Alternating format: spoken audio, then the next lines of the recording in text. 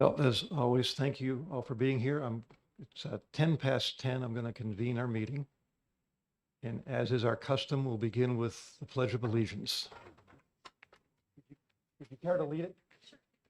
Pledge allegiance to the flag of the United States of America and to the republic for which it stands, one nation, under God, indivisible, with liberty and justice for all. Well, thank you, colleagues, for being here. As I've mentioned before the meeting, we don't have a quorum, but that doesn't have to stop us from having a discussion. We're simply not going to be taking any votes unless we have a quorum. So Representative Lane, you mentioned there were a couple of things you'd like to discuss. We can begin with that. I guess short arms. There were some things that we had decided to put off, and one of those was we call it the LLC. I know you don't like the word loophole, but it's the LLC basically that's dropped out. Out of courtesy, I will not take exception to that. I forget, you had another word, but I can't remember what it was. But because it has been abused in the past by both parties, actually, to get around the individual contribution limits. So, and my concern is that we limit what corporations can give, but we don't allow partnerships or LLCs. They can give everything. So my question was, do we need to bring them into the fold and at least address that there are limits that apply to them, and that they somehow have to register and say what they're spending in the interest of transparency? There's two questions, I guess, in there. One, do we limit them? Three, do we include them? Do we limit them? And then do we make them report? So those are three, and it's to address all kinds of organizations. And why are we just singling out corporations? Would you repeat those three again, please? Include them. Include LLCs. I think the partnerships are excluded. They can't give money at all. Unions can't give money. Mhm. I think it's limited partnerships. So basically, I think in the 664, it talks about organizations, but it doesn't really define organizations. And in most parts of the law, organizations includes all kinds of entities. So it would be corporations, limited partnerships, anything that can be, quote, a person underneath the law. So for instance, if you look at corporate law, and that's part of what Citizens United was about, was corporations are persons. So if a corporation is a person, why is there any reason not to include these other entities, at least so that we know what they're doing, and if we want limits on them, to put them in? And we haven't really talked about that because we've been focusing on other things, and we had agreed to kind of wait until the end. So I think I've articulated it. And my concern is consistency, and to be sure that that if there are known ways that people are getting around the limits, that we at least deter them in some way, or make it, I think somebody said it once, make it at least a little more difficult for them to do that, and that it's in plain sight so that people can see it and see what's happening. Okay.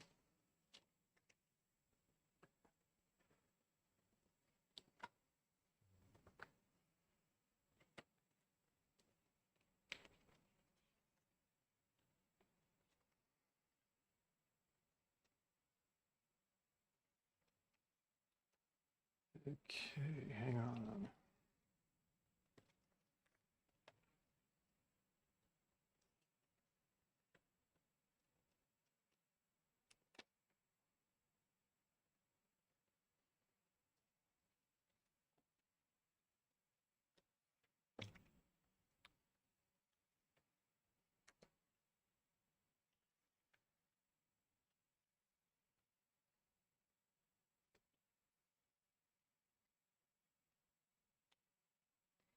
And if you look at business organization is defined, it's on Right. the top of 223 of the book. I don't know.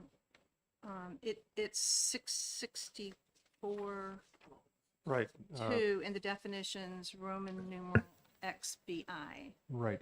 to mean any corporation, partnership, limited liability company, proprietorship. So we have business organizations Mm-hmm. defined here, but we don't have the word just organization, I don't think, defined. It is defined in here, but I've got to find it. Okay, good. But, All right. but it's not a definition I think is very useful. When I find it, I'll read it to you and tell Okay. you why I think that. Um, just And give- it's one of the reasons I think when we had our initial discussions, we talked about defining person as a human being. And then we talked about having organization mean everything else. But that was way at the beginning when we first started down this road. So, I've got to find it. okay. It basically, for the purposes of one of these sections or paragraphs or clauses, whatever you want to Okay. call it, it Okay. defines an organization as one or more people. That this is kind of a separate issue, but I just can't see an organization consisting of one person. Well, an LLC is an organization that can have single member. And frankly, that's a lot of small businesses in New Hampshire. But yeah, it's an entity with one member, and it's being done to protect them from liability. Right, and it's defined, and it's included under business organization. Right. So that was one minor, let me find it. Okay.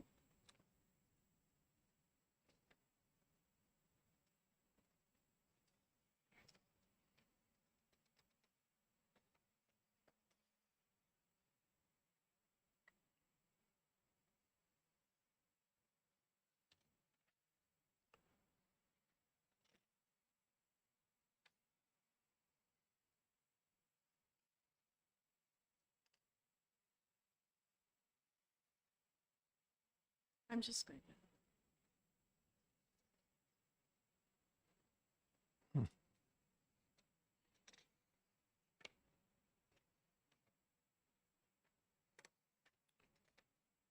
All right, and it always seems longer when you think people are waiting too. Here we are, I found it.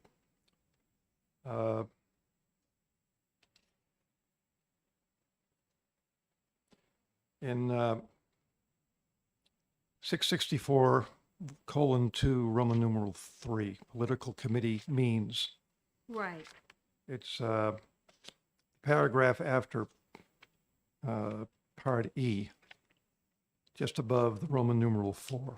As used in this paragraph, organization includes but is not limited to one or more natural persons.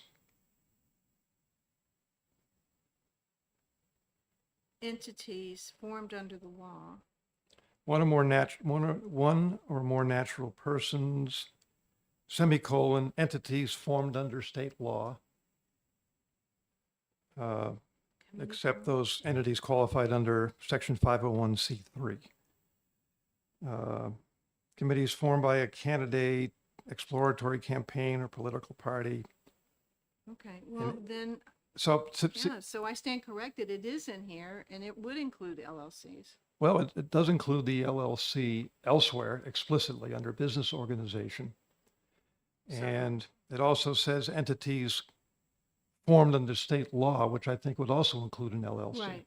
That has no existence except under state law. So then we have, So this is kind of an aside from your main point, but it Right. just seems to me that where it says one or more natural persons, it would make more sense to me to say two or more natural persons. well, there are entities, Excuse, can you put your microphone on, please? I think in the marked up draft from the Secretary of State, they did change it to 2. Oh, okay, I haven't well, looked that, yet. Or more. is that includes,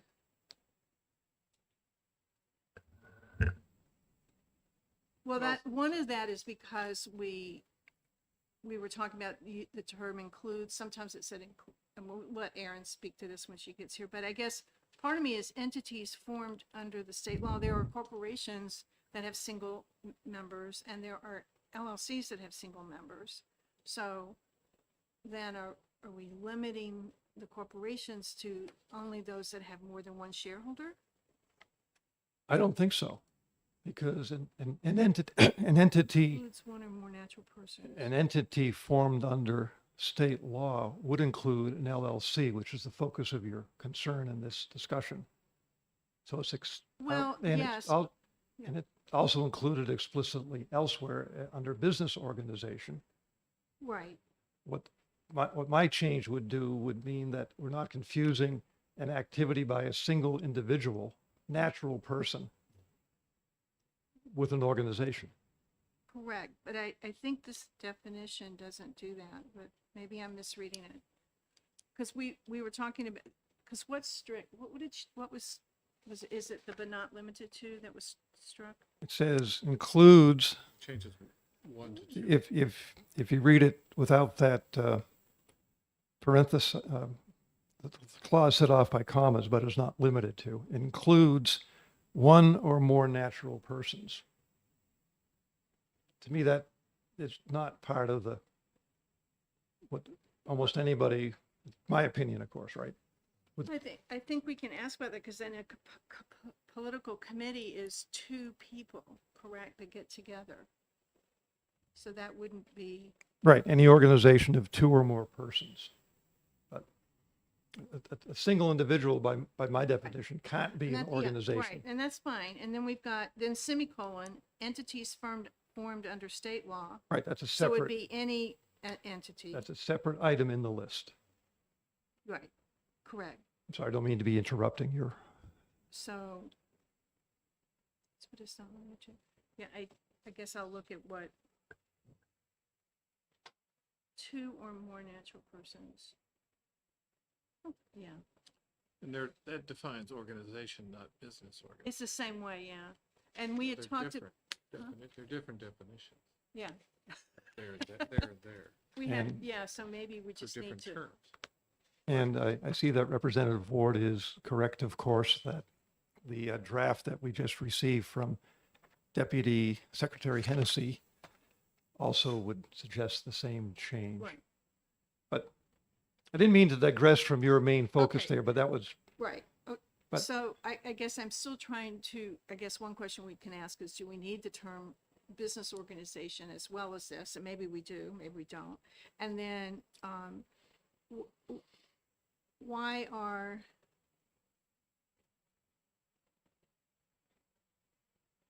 why are we including some entities, but it looks like we're including entities, but are we still excluding? Is there a way for conflict? Because we have another provision over here that talks about people that can't give. Right. Mhm. And then we exclude those.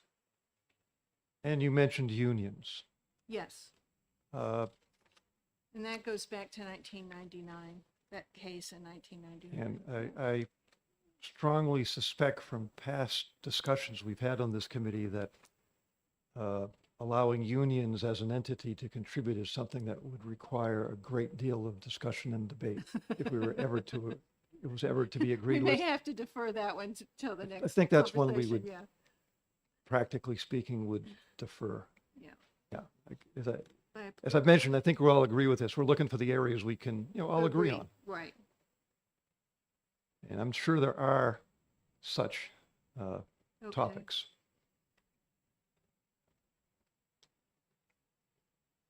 And I can think of arguments against allowing unions as an entity to contribute, but I'm not going to go into them.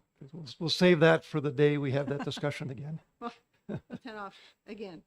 Political advertising. Okay.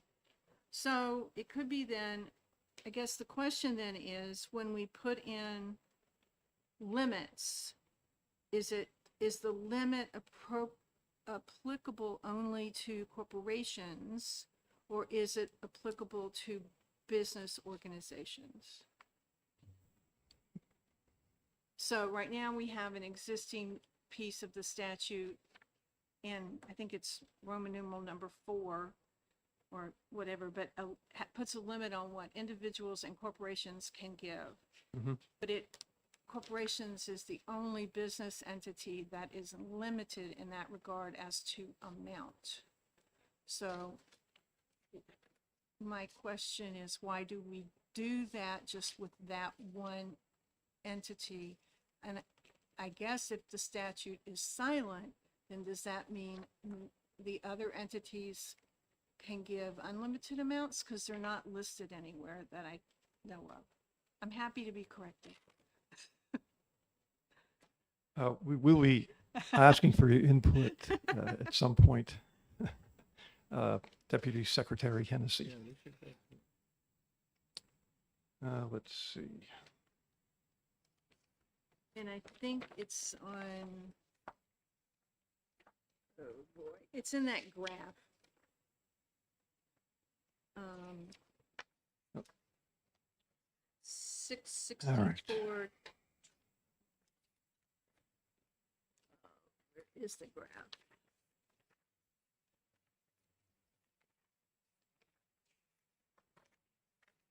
I should know it by heart at this time. 664.4.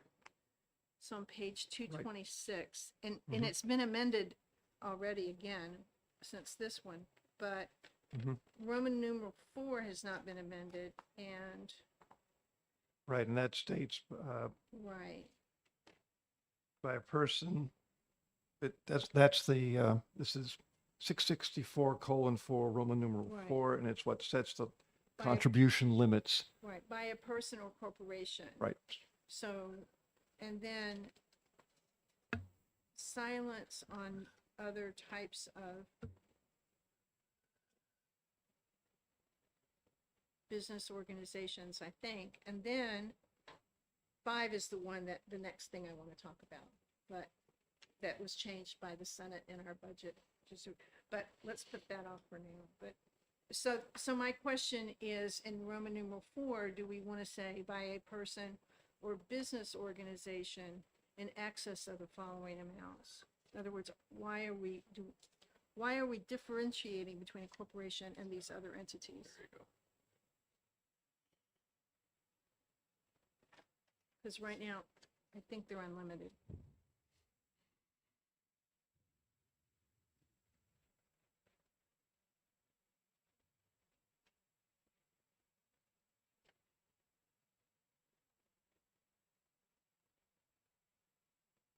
Yeah, I don't know the answer to that, nor do you, right? I don't, I think the reasoning goes back to the case in 1999, and limited liability companies were not as big a thing in 1999 as they are now. I mean, historically, I think the first time they were enacted, and I'm doing this totally from memory, so it's probably going to be wrong, but I think it was around 1995. And they kind of came into vogue over those following 10 years. And as a preferred method of setting up a business entity, because it I'm going to get really into the weeds here. It allows pass-through taxation. You're not taxed twice, and so the corporation doesn't pay taxes, and then the individuals. So it eliminates that double taxation. So a lot of business people like to use them. Makes sense because it's a pass-through entity, so they're not paying as much taxes. So it kind of came into, so I think that's one reason why it's kind of not been in here, because when this was originally changed was in 1999. I don't think anybody's ever really looked at it. And then when we started talking about some of the LLCs that were being formed and how they were contributing millions of dollars to some campaigns, both Democrat and Republican, how do we at least disclose that, and if we want to put a limit on them the way we're limiting corporations, why don't we limit them as well? So again, that's a two-pronged question. Do we include them, and if we do we limit them?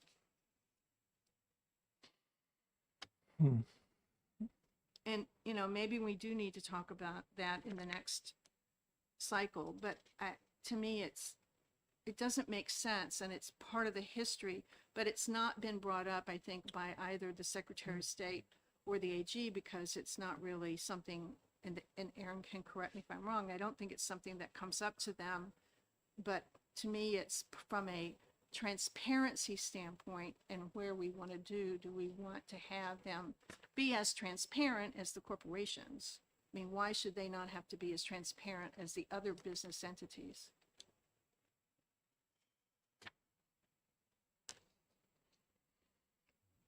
That's all. Mhm. And I think, and I know that one concern we had was, does the benefit of transparency outweigh the costs of the people complying? And I think with many LLCs, because of the amount of money that is being contributed, it's significant. So I think, in my opinion, the benefit outweighs the cost. And if an entity, if an small LLC wants to give money, then they can give money, but then they just have to, whoever they give it to has to disclose it, and then they have to disclose it as well. Whoever they're giving the money to has to disclose it. Right, yeah. Mhm. But should there be a limit to that? I don't know. And my thought is, if we're limiting corporations, why aren't we limiting other entities as well?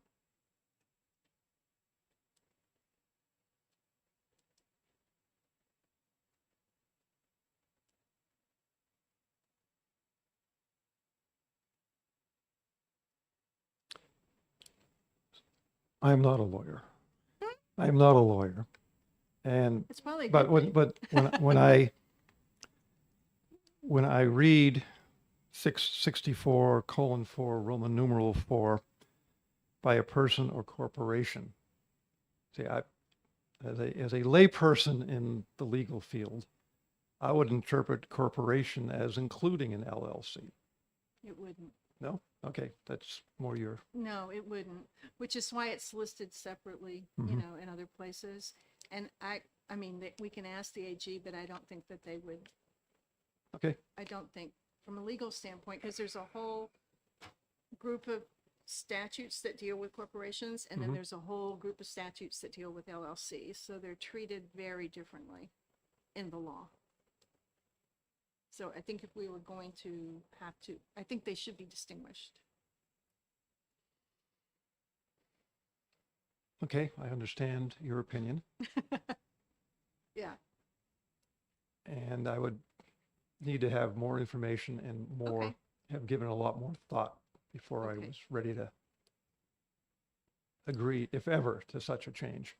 so, One bit of information that would be helpful to have in considering this is to know how often this occurs with LLCs.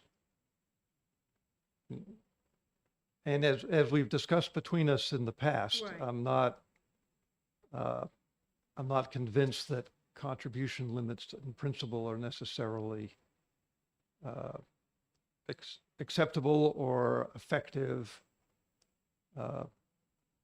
In the interest of transparency, if candidates are required to disclose receipts, which they are Mhm. past beyond a total of 1,000, right? If you've received, no, a candidate, as a candidate, is required to register and make reports if expenditures exceed 1,000. Political committees, including candidate committees, I believe, are required to register and report when it's receipts or expenditures. right. Right. So I think in the interest of transparency, having the candidate reporting this information is the key for transparency. But that's, again, that's subject of discussion. Right. So I understand your concern about contribution limits as we've discussed in the past between us. Right. I'm not as concerned about that as about establishing limits. The contribution limits, you mean you're not as, just, I'm not as concerned as some people that there be contribution limits. I do agree that transparency requires that beyond some threshold, Mhm. we understand where a candidate's campaign financing is coming from. So as the Secretary of State said in our Mhm. meeting with him in this room, so the voters can judge if they think there's the possibility of undue influence going on. That I agree with. But and in any case, even candidates, when their expenditures exceed $1,000, they are responsible to report receipts Right. and expenditures, as I understand it, Correct.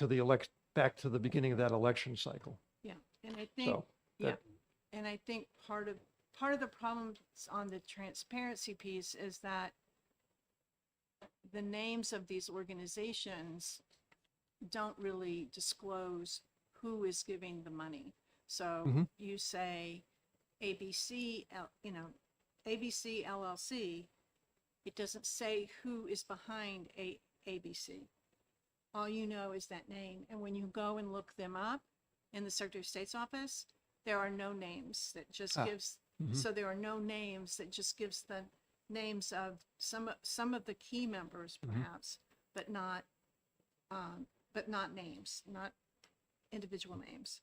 How many- So it's transparent in the sense that you are learning the names of who's giving, but the name itself doesn't really get you anywhere because it's not telling you much. So I think that's one, and the same is true of corporations, but we won't put that aside for now. Because at least you have some of the things are listed in a lot of the corporations you can get to, but LLCs are a little trickier. It's more apparent Right. transparency than real transparency. Correct. From my perspective, that's a discussion we would need to defer to another Okay. effort. I'll hold you to it. I don't think it's something we're going to be able to To agree on here. agree on within this subcommittee. Okay. So, and I'm still convinced there's plenty we will be able to agree on that Right.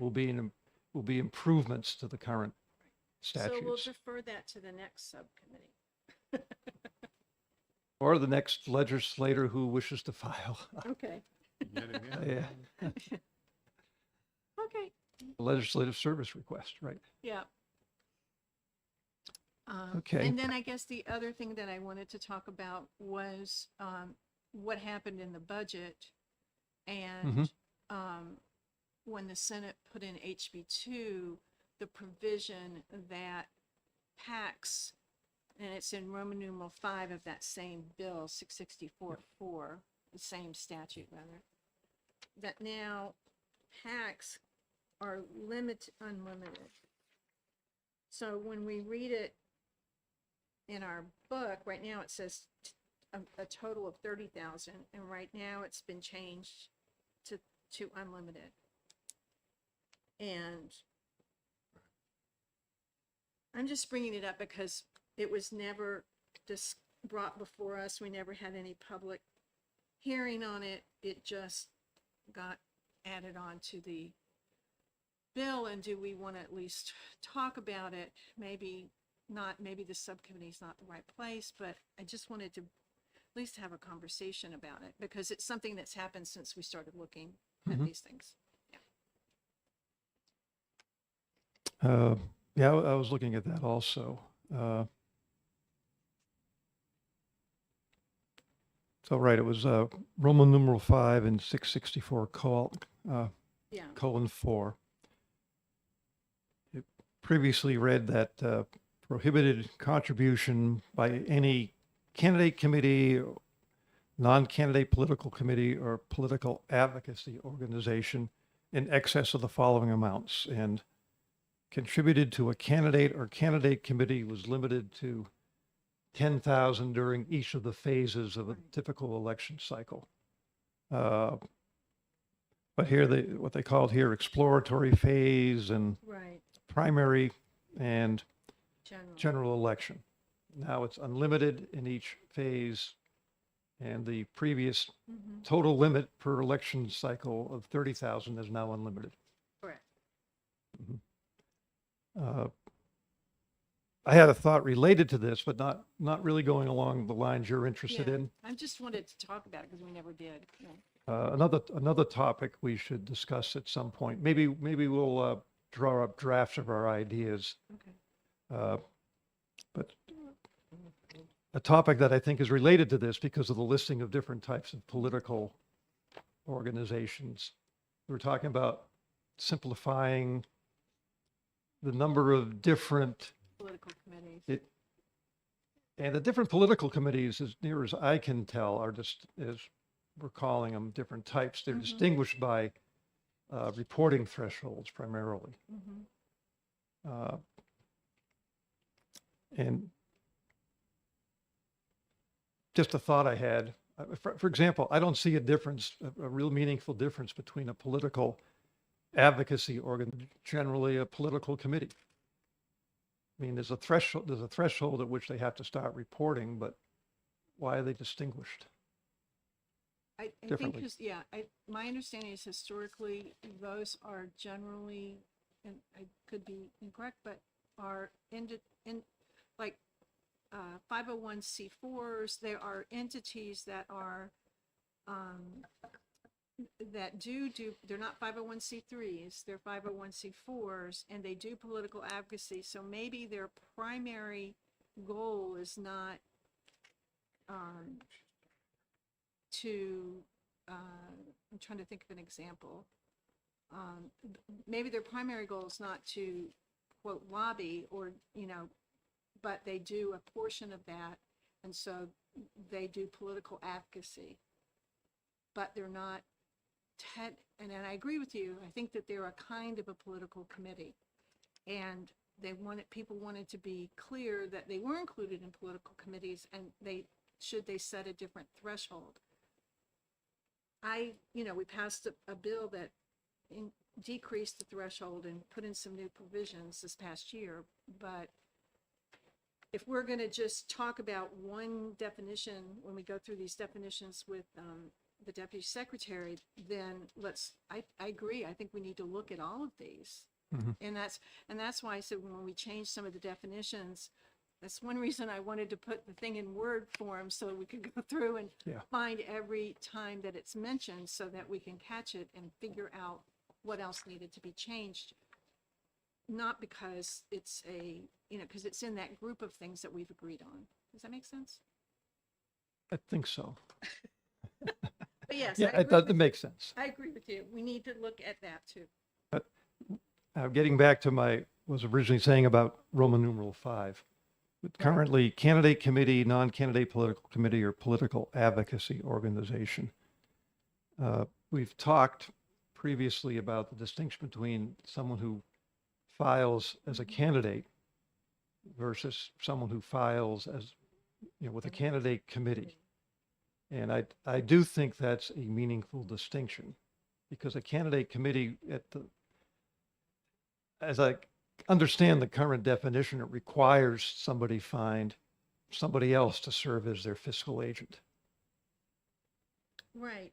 It's almost a difference without a distinction, and they have different reporting things too. Right. And on that general topic, I think it would make sense I want to retain the distinction because I think you may laugh at this, but I know people who've run for state rep, for example, who considered having to find someone else willing to accept the task of managing the finances for the campaign.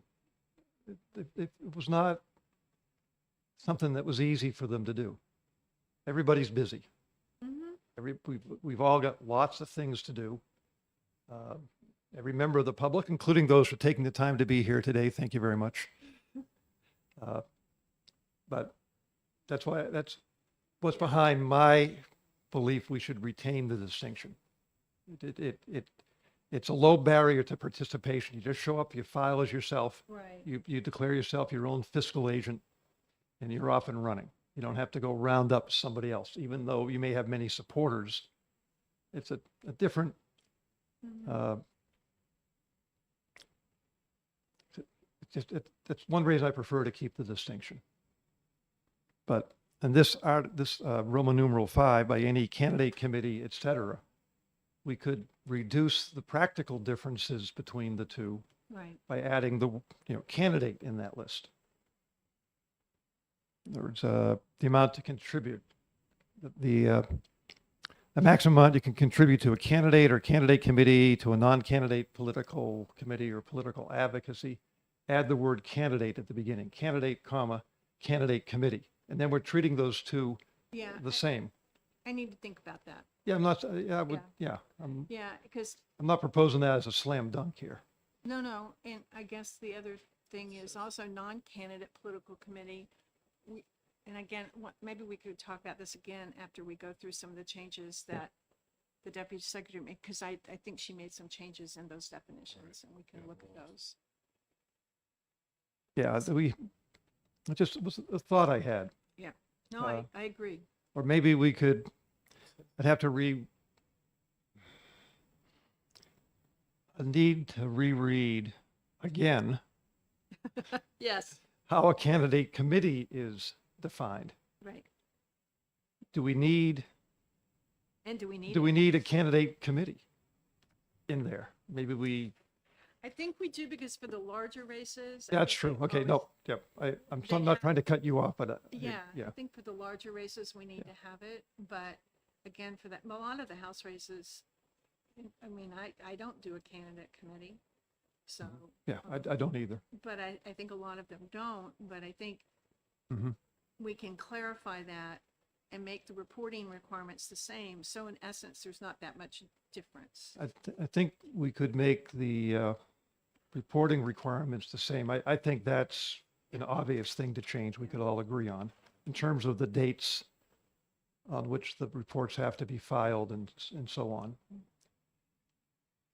Maybe it'd be as simple in whatever definition we have of candidate committee, that it allows the candidate to be his or her own fiscal agent. Maybe it would be that simple. Right, Anyway, okay.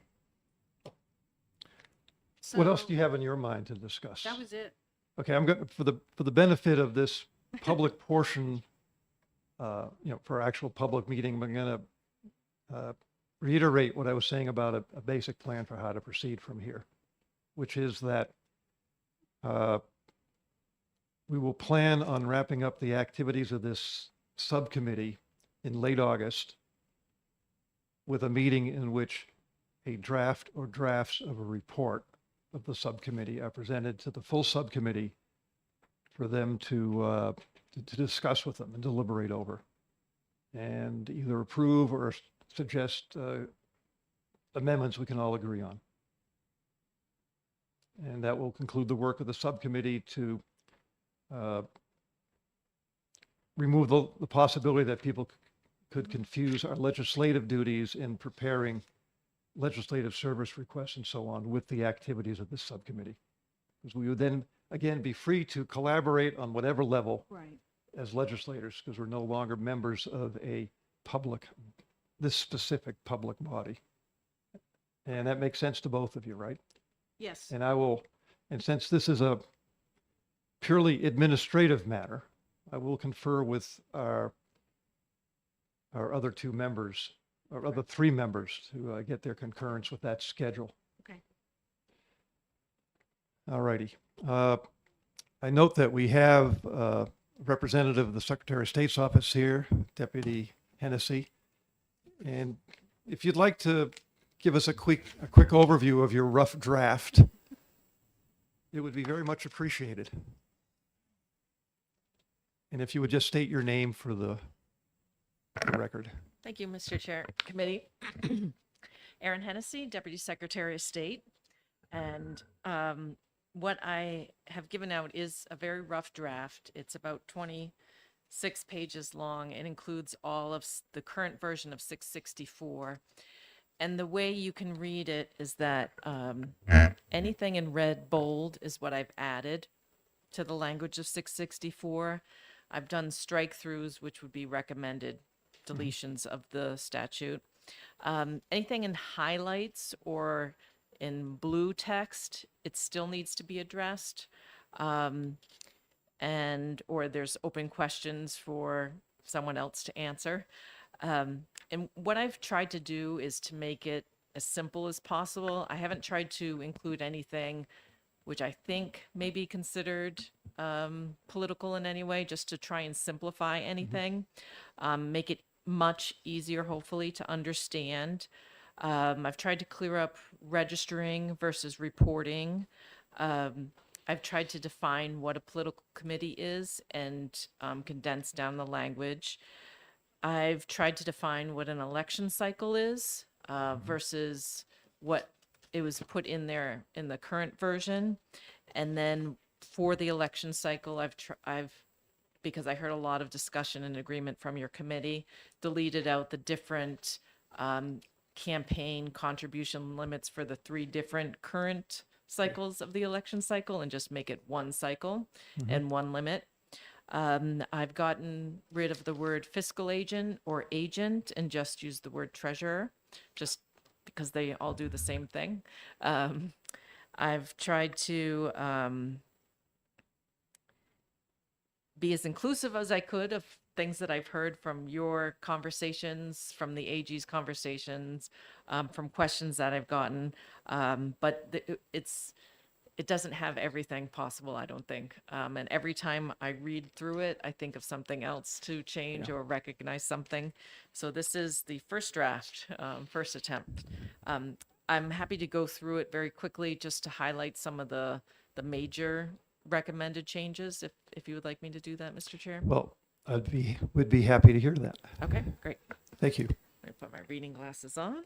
Okay, so first off, I've included the language from any bills from 2023 that have passed. That includes HB 195 and the HB 2 language. In the definition section, because this had a lot of discussion around it, under 664(2)(3),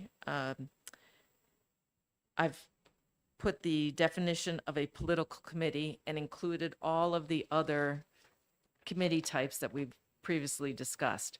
In the current 664, candidate committee is not defined. So now we have it is that instead of breaking out different types of political committees and definitions, it says types of political committees include candidate committee created by a candidate running for office, non-candidate committee, and so on. So it's more whenever the word political committee is used in the statute, you can refer back and see that's what that means, except if it, after the words political committee, it says excluding this type of political committee. Okay. You'll see on page 3, there's some highlights. And this is very, it's what you would have found if you read 664 through, is that sometimes there's a lot of internal inconsistencies. For example, post office address shall not mean an individual's business address. But then when you go down to principal place of business, it asks you to include the post office address. So there's some things that need to be cleared up. Also, occupation means an individual's official job title, but then when you have to report receipts, you have to put somebody's occupation and their job title.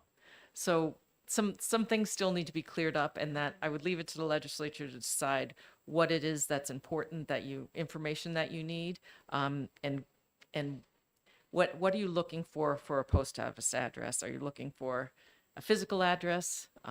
So there's some additions that can be done. Okay. I defined election cycle, and this term is going to be used when we're looking at how much money someone can collect and in what time period. And there was a lot of discussion previously that your committee had about how long can somebody go on with a deficit in their reporting, how long can somebody maintain a surplus. So the way I've defined it is that an election cycle means the period of time beginning on the 8th day after a state general election through 7 days after the next general election. So any expenditures or receipts that you have in that time would be in that election cycle. And then the reporting for that election cycle, I don't know if you recall, in the current version of 664, it has very complicated reporting paragraphs. So on page 12, I've tried to take it down to bullet points of when each report is due. And currently reports are different for candidates versus political committees on when the reports are due. But I've just said that everyone has to report according to the schedule, and it's more of a bullet point schedule. So the reporting for each election cycle will be in that case. Reporting versus registering. I've heard from your discussions that you possibly think a candidate should have to register. You think that everyone should use the online campaign finance system. And the way we do it currently is that you can register on a paper form or you can register in the campaign finance system. If you're going to use the campaign finance system as a candidate, you have to register. So if you're pushing everyone towards using the campaign finance system, everyone has to register anyway. So,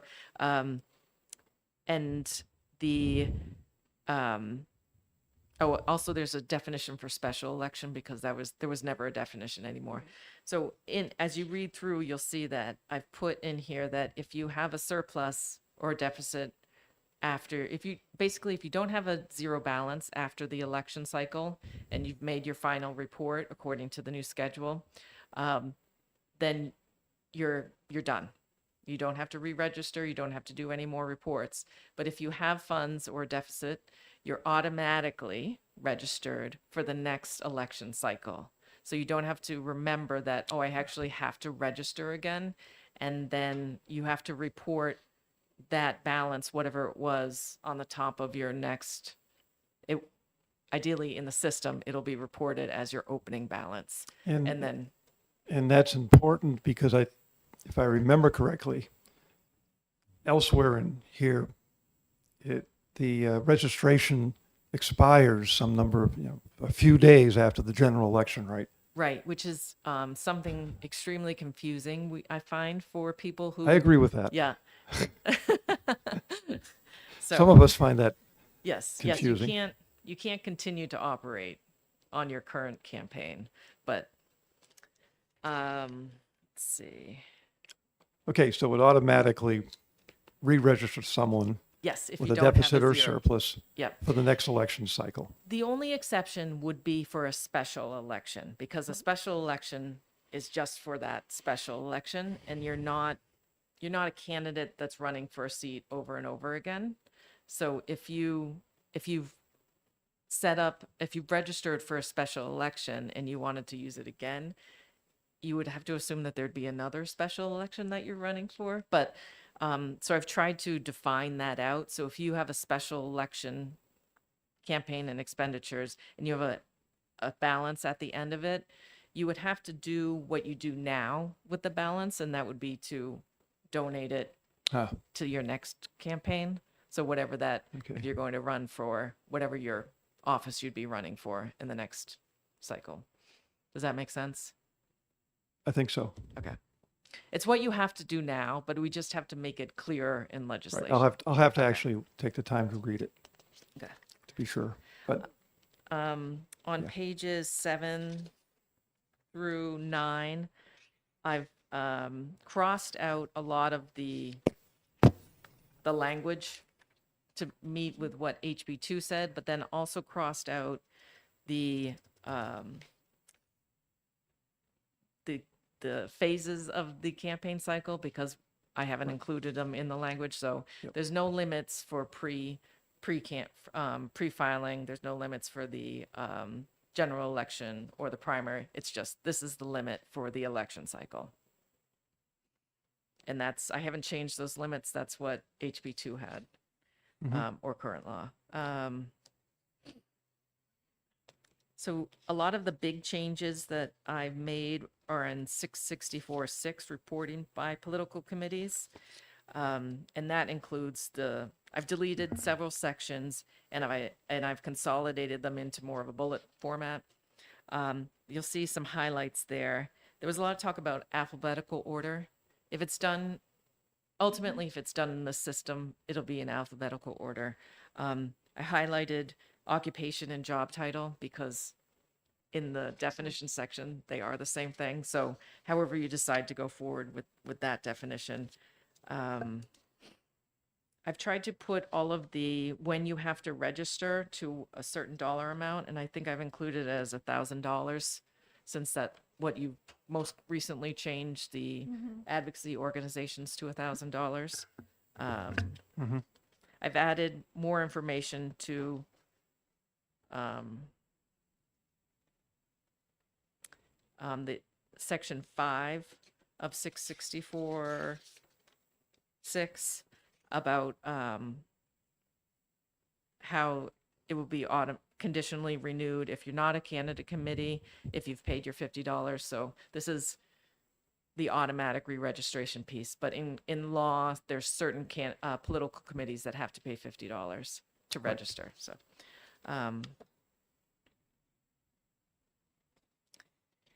there's a little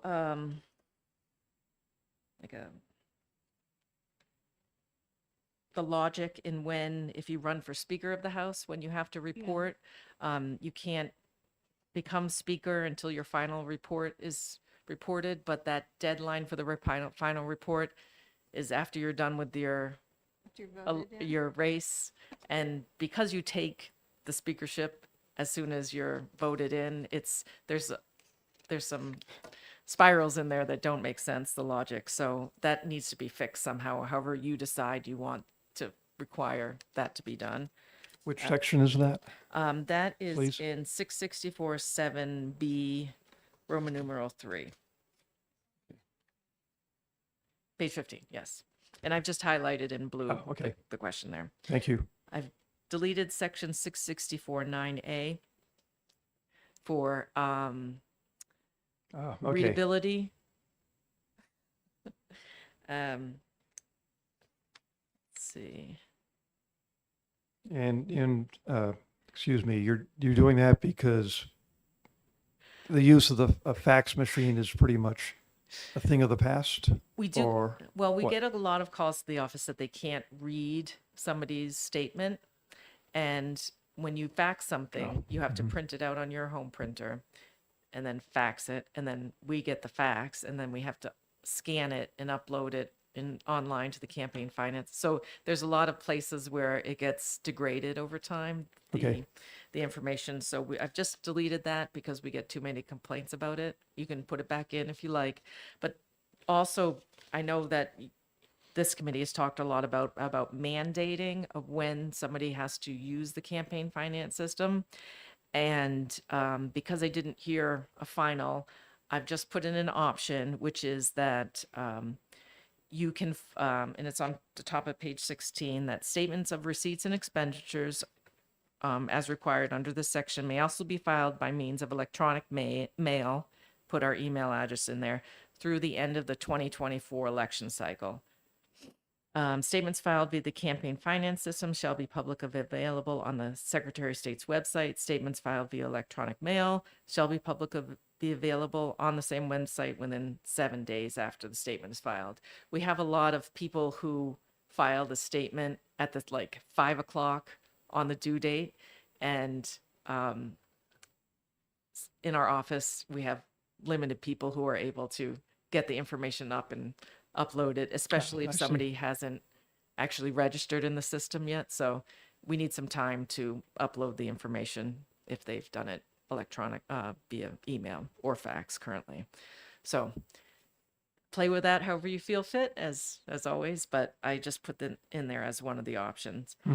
I haven't had a chance to talk with anyone, a legal expert, on what 6410 is trying to accomplish.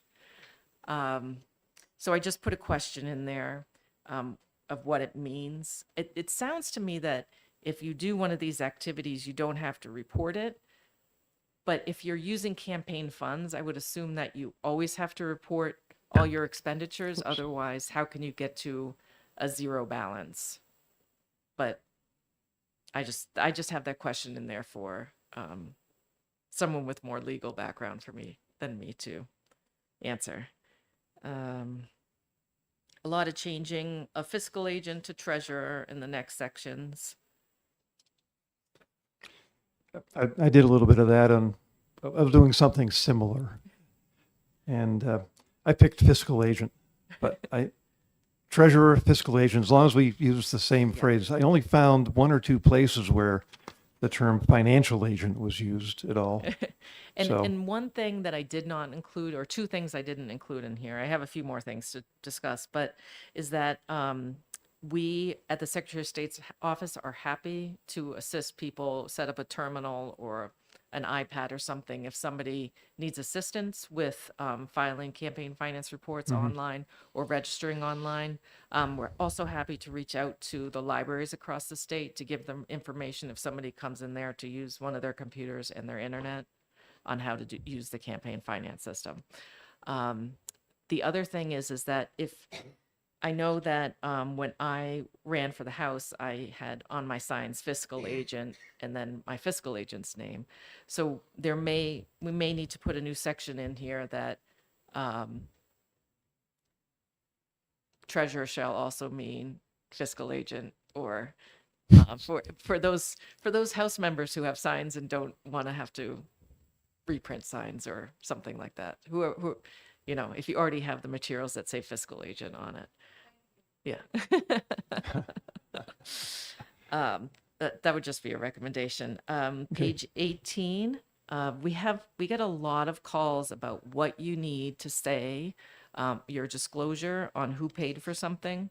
And it's the language in current law is a bit confusing. Some people know that they can put a website. But if you go to that website, sometimes there's no information in there of who paid for it, who the FIS or treasurer is. So I've tried to make it much more clear that the signature shall state paid for by, and you have put the name of the candidate or candidate committee, the address of the candidate or candidate committee, the name of the treasurer, and that in lieu of that information, you could also have an internet address. And when you type in that address, the website has to have all of that information right there available for someone to read. Excuse me, what section is that again? Oh, that's on page 18, Oh, page 18, okay. 664-14. Thank you.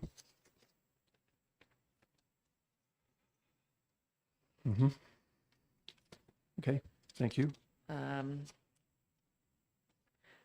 There's one thought I had on 664-14, pre-reported political messages. It says audio messages delivered by a telephone. I put in to a telephone because sometimes telephones are not used to deliver the messages. Oh,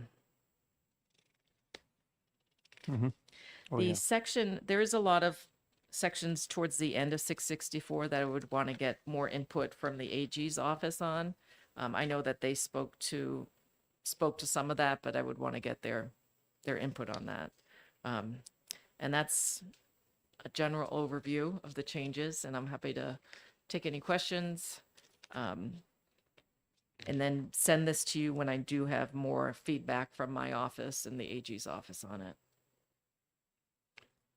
Thank you. I do have one question. No pressure. Do you have a feel for when you think you might have a more final draft of this? Just looking for an idea. When would you like a more final draft? Yeah, that's the question. That's the way I used to answer questions like that when I had a supervisor. I'm really looking for a rough idea, and Okay. I personally will not hold you to it. Just, Yeah.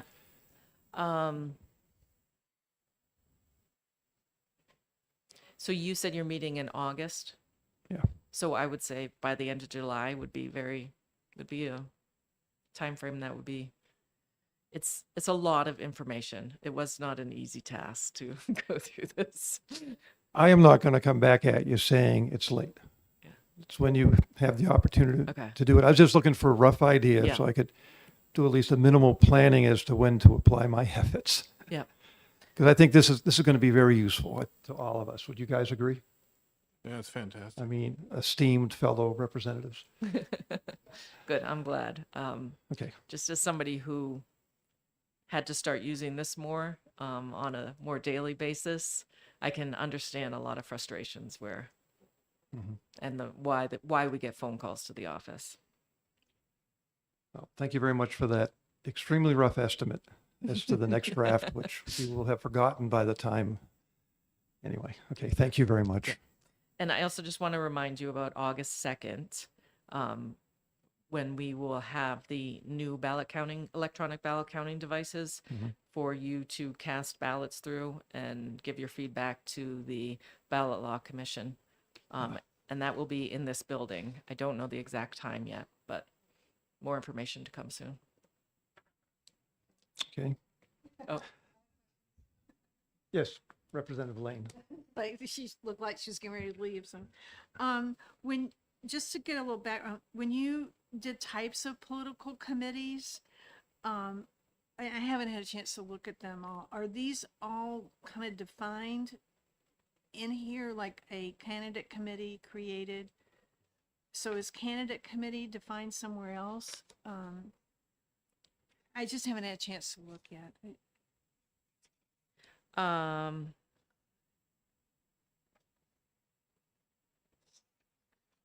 I will have to figure that out. I Okay, can't well, remember right now. off the Yeah, top of my again, I head. It's just there. kind of noticed that. And then political advocacy organization, we had talked about about maybe that wasn't necessary. Did you include that because when you did more research, you thought it was necessary? I just want to kind of get a sense. So that is defined in here. Right.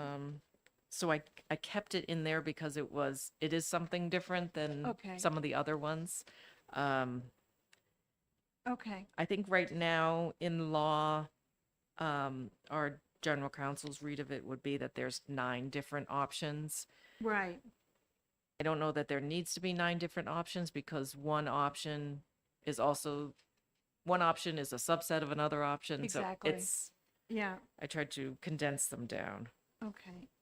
I will, in the next version, I will make sure that all of these are defined somehow. Okay, yeah, and I'm probably going to be tinkering with it too, but and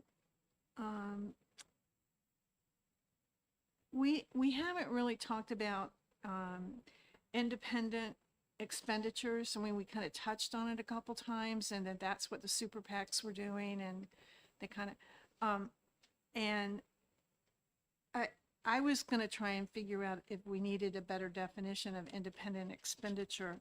And I saw that you didn't do that, but we haven't really talked about it that much on the committee. So I just wondered if that was one of the reasons that. I didn't try, unless there was some inconsistencies in another Right. place, I didn't try and fix anything. That would be more of a policy Okay. decision.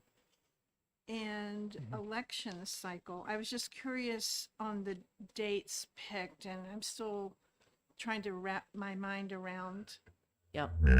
all of that. So, And again, this is just my take on what everyone was saying, is that at some point, there needs to be a cutoff between when one election cycle ends and when the next begins.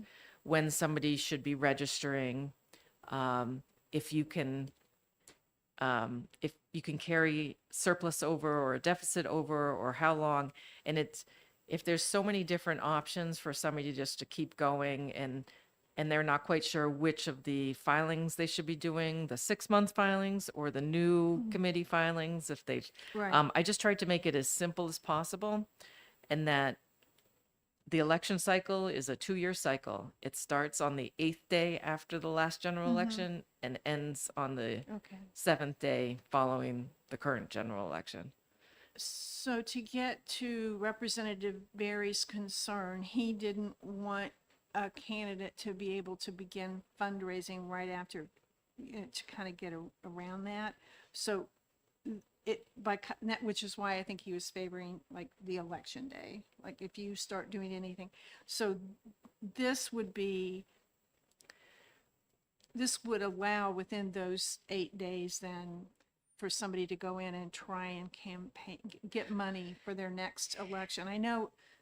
I certainly won't be doing it, but I know that there are, Yeah. people that do it. So, and have that capacity to do it.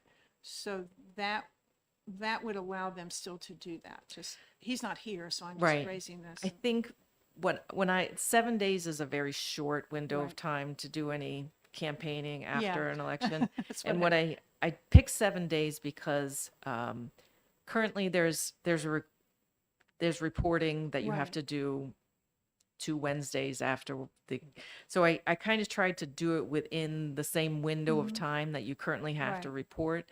And also if you are campaigning and you're super busy up into the election, I am sure there's some expenses and some funds you've received running up to the election that haven't been recorded yet. Correct. And so it just gives a week for somebody to clean up their books and report everything. Okay.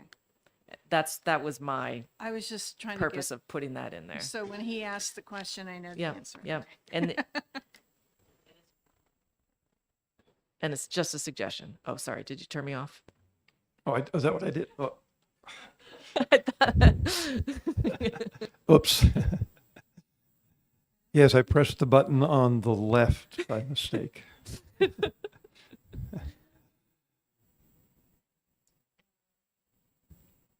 Okay, so, oh. So you picked through the seventh day, essentially after the general election, because it corresponds to the day you have to file the report. It's No. roughly to when you currently have to file. So it's just a day and time, and all of the filings are listed Right. and now bullet point. Yep. But just based on your committee's discussion about it's difficult to figure out when one cycle ends and when one begins, deficits and surpluses. I just picked a date and time that seemed reasonable. I understand, and that was a very reasonable thing to do for this rough Thanks. draft. Thank you. And I'm doing this again from memory. The AG suggested they wanted the ability to do some fines and do anything. Was that, I don't see anything in here, did I? Okay. I didn't. I just going off of their sheet. I didn't want to make the proposed edits without their input because they did have some enforcement requests, but I Okay. didn't know what those specifically should look like. So I figured since they're lawyers, they'd be better at writing the law than I Yeah. would be. Okay, I just wanted to be sure. Okay, thanks.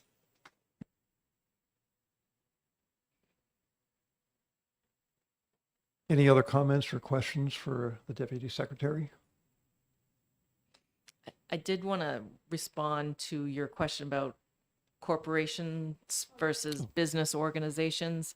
And this is my understanding, you would want to reach out to the AG's office, but I believe that any business organization would be corporation. And that's how the limits would be currently. Maybe Okay. a suggestion would be to replace corporation in that section with business organization, since it's yeah. already defined. That's what I was wondering. But that would be, I'll follow up with Matthew okay. and ask at the AG's office. Okay. Well, thank you very much for your Yep. time and effort.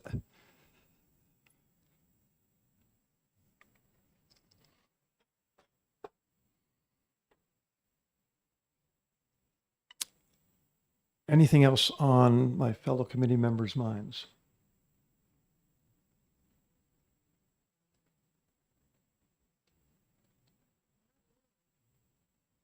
Okay. We're not required to stay here till noon. I mean, I've said what I was interested in saying.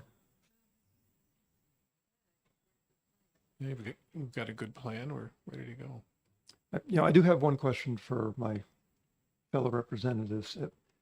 Have either of you seen an example of a report that comes out of a subcommittee like this? Maybe I could direct that question to the Deputy Secretary. I don't, thanks. We can ask Christina. I bet The she research, has yeah. some, right? Where's her office? I don't know. I just email her. Yeah, okay. And she's usually listening to us, because remember that time we talked I about? do Zoom? remember. That was a So, very Christina, if very you're listening, helpful could you please come down? comment. Russia, if you're listening. I'll find out. Okay. I'll ask her. Okay. All right, so if we have nothing else to discuss at this time, then I will adjourn the meeting as of 11:20 a.m. So the meeting is now adjourned. Thank you for being here, fellow members. Thank you, Deputy Secretary, and members of the public. Thank you for your interest. This meeting is adjourned.